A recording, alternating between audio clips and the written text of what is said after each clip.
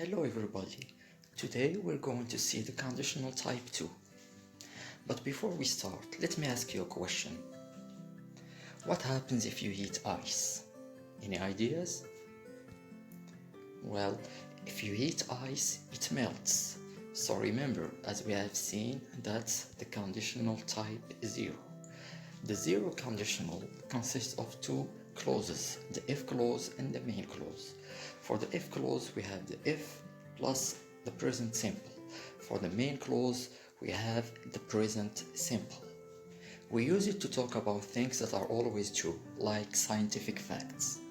For example, if you freeze water, it turns into ice. And if you heat water at 100 degrees, it boils. Here is another question to you.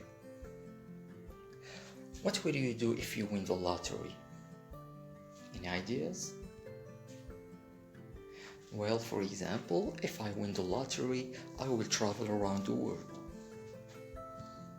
So that's the first conditional, as we have seen.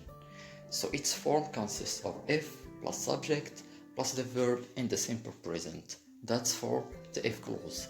For the main clause, that's subject plus verb in the simple future.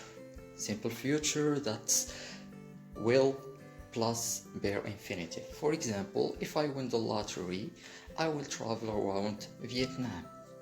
We use it to express real or probable situations in the present or future.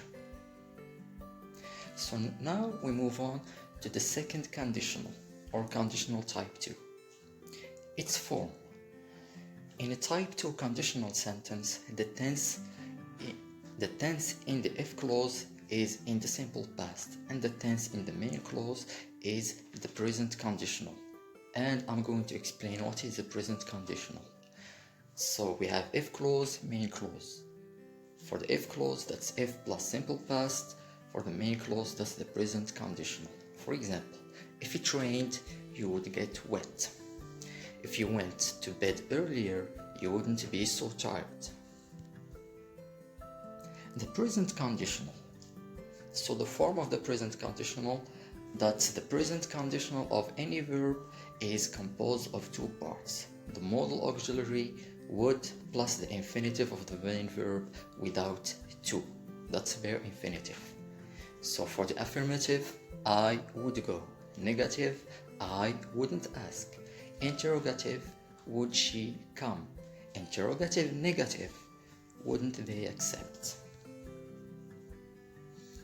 So here are some contractions of would. In spoken English, would is contracted to apostrophe D. The negative contraction is wouldn't. I'd, you'd, he'd, she'd, we'd, you'd, and they'd. The use. In these sentences, the time is now or any time, and the situation is unreal. They are not based on fact, and they refer to an unlikely or hypothetical condition and its probable result. The use of the past tense after if indicates unreality. We can nearly always add a phrase starting with but that expresses the real situation. If the weather wasn't so bad, we would go to the park, but it is bad, so we can't go. If I was the Queen of England, I would give everyone £100, but I'm not the Queen of England, so I won't give any money. So here are some examples of use. To make a statement, number one, to make a statement about something that is not real at present, but is possible. I would visit her if I had time. I haven't got time, but I must have some time. Number two, to make a statement about a situation that is not real, now and never could be real. If I were you, I'd give up smoking, but I could never be you. So here are some other examples. If I was a plant, I would love the rain. If you really loved me, you would buy me a diamond ring. If I knew where she lived, I would go and see her. You wouldn't need to read this if you understood English grammar. Would he go to the concert if I gave him a ticket? They wouldn't invite her if they didn't like her. We would be able to buy a larger house if we had more money. Note, it is correct and very common to say if I were instead of if I was. So here are some exercises for you. Complete the conditional sentences type 2 by putting the verbs into the correct form. Use conditional type 2 with would in the main clause.